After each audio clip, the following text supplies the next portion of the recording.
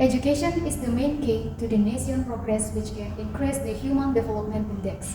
Education is an indicator to measure a country's success through the quality of its formal education in producing superior and competitive human resources. This is because education is a reflection of the behavior, attitudes, and characteristics of society through the application of knowledge to everyday life. However, what is the current condition of Indonesian education? Why is education in Indonesia still a serious problem that requires a solution? Assalamualaikum warahmatullahi wabarakatuh. Judges and ladies and gentlemen, I am Siti Rosdiana and I feel honored and humbled to stand here as a representative from Palopo Muhammadiyah University for Pemilihan Mahasiswa Berprestasi 2024. I will deliver my informative speech about the four goals of the SDGs, namely quality education. Indonesia is a country famous for its population density. Indonesia is a country famous for its population density. Indonesia is ranked fourth as the country with the largest population. However, with a large population, the quality of Indonesian education can improve? Not necessarily, because when talking about education, the most important thing is quality, not quantity. The proof is that globally, Indonesia is ranked fourth in the terms of population, while in terms of education, according to Wartop 20.org 2023, Indonesia is ranked 67 out of 203 countries. Meanwhile, Denmark, which is ranked 111 with a small population, managed to reach the top position with the best and highest quality education system. Likewise with Indonesian neighboring country, namely Singapore, which is ranked first a country with quality education at the ASEAN level.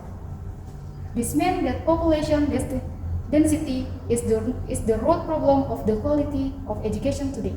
As the population increases, the government finds it difficult to meet people living needs, causing many problems. The three main problems that make it difficult for Indonesian education to develop are closely related for population density, including gaps in access and education between regions, unequal distribution of teachers, and the number of low-quality graduates. Looking at this problem, actually, there is only one solution that I can provide so that Indonesia can be free from educational decline, namely a corruption-free Indonesia. Of the various sectors in Indonesia, education is still the top 5 most corrupt sector in Indonesia.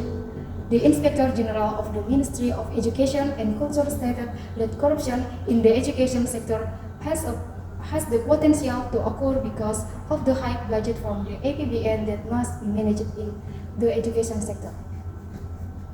Of the various sectors in Indonesia, education is still the top 5 most corrupt sector in Indonesia.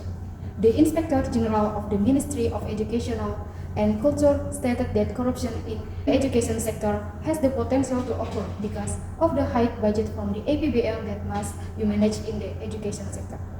In fact, the government will distribute 20% of the 2024 APBN to education sector.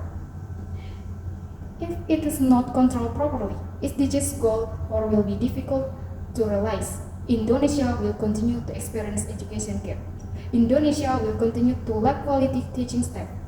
And Indonesia will only produce low quality graduates because they are not well facilitated.